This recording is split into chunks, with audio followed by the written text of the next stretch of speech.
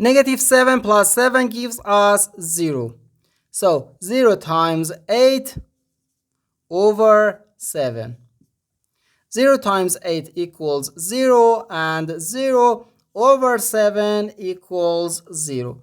But this answer is not correct because according to the order of operations, first we have to do parentheses, then exponents, then multiplication or division, and finally addition or subtraction.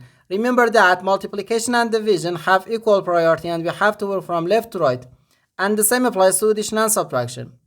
In the numerator, we have one addition and one multiplication. According to the PEMDAS, multiplication has higher priority than addition because in PEMDAS, multiplication comes before addition.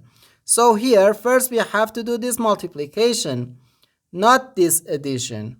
If we do this addition before this multiplication, it is wrong. So first 7 times 8, which equals 56.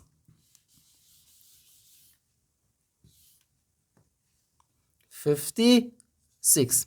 So negative 7 plus 56 over 7.